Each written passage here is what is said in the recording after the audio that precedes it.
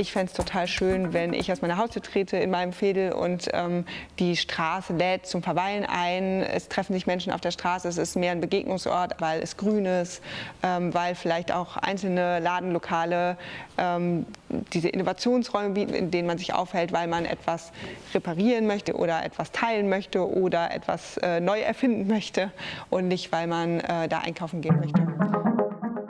Wenn es mehr Orte wie das Wandelwerk gibt, wo man sich kreativ austauschen kann und sich erproben darf, dann ist Stadt natürlich toll. Ich stelle mir die Stadt der Zukunft vor, auf jeden Fall mit weniger Autos. Haha. Nee, auf jeden Fall weniger Autos in der Innenstadt, weniger Verkehr, dass die Städte ruhiger sind, dass es mehr Natur gibt, ja, und viel mehr Fahrräder unterwegs sind.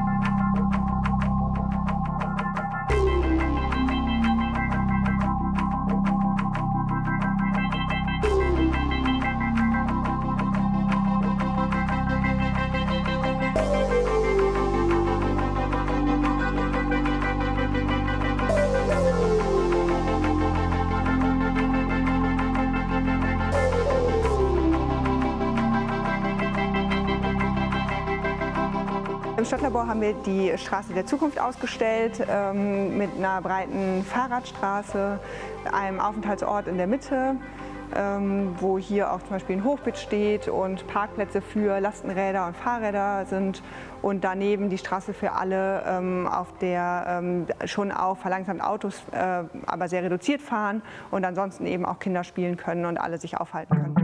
Das ist der Ort, an dem mit ganz vielen verschiedenen Materialien und Techniken gewerkelt wird. Das hier ist der Workshop-Bereich und dann gibt es einen Siebdruckbereich. Hier engagieren sich Menschen mit Holz und haben eine Holzwerkstatt aufgebaut. Und hier kommen wir zum Tiny House.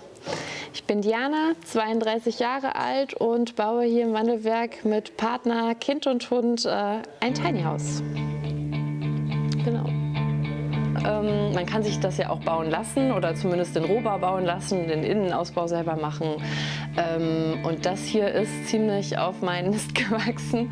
Genau, ich habe da mit so einer 3D-Software ziemlich viel rumgespielt und mir erst eigentlich nur so die Inneneinrichtung, also das, was man jetzt hier schon so ansatzweise sieht, überlegt. Und danach kam dann, die Statik und wie funktioniert eigentlich das Holzständerwerk, was da drunter liegt, was in den Wänden steckt. Genau, und da haben wir einen Workshop gemacht in Berlin. Und Learning by Doing haben wir dann da ziemlich viel an praktischem Know-how irgendwie gewonnen und das dann auch mit in diese Pläne hier einfließen lassen. Wenn ich mein Tiny House jetzt einfach hier so in den Stadtwald setzen dürfte, dann würde ich bleiben, weil dann hätte ich so die Kombi aus beidem, ne? Die Ruhe und die Natur direkt vor der Tür, aber es ist auch nicht weit zu allen möglichen Bequemlichkeiten, die die Stadt so bietet. Aber ich bin halt auch nicht so ein Konsummensch und ich habe das Gefühl, die Stadt ist eigentlich sehr auf Konsum auch fokussiert. Mein Name ist Ines Reiner, ich bin 35 Jahre alt und ich bin zusammen mit meinem Freund Klaus dabei, unseren Transporter zum Campervan auszubauen. Und deswegen sind wir hier im Wandelwerk in der Schrauberhalle eingemietet. Unser Ziel ist es, zukünftig nicht mehr so große, weite Reisen zu machen und möglichst auch nicht mehr zu fliegen. Also das ist natürlich auch so ein Lebensspirit, ne, den, glaube ich, gerade auch viele verfolgen, dass sie einfach insgesamt auch mit weniger auskommen wollen. Also wir waren jetzt auch noch nie die Pauschaltouristen, aber uns geht es darum, eigentlich mit so wenig wie möglich möglichst flexibel zu sein. Ich finde, in Köln gibt es schon wahnsinnig viele Initiativen, die da tolle Arbeit leisten und schon seit Jahren für auch eine bessere Stadt kämpfen. Und ich habe da große Hoffnung, dass das auch weitergeht und hoffentlich auch die Stadt und die Politik da ihren Beitrag leistet, damit das nicht mehr ganz so lange dauert, bis wir dann auch eine lebenswertere Stadt haben.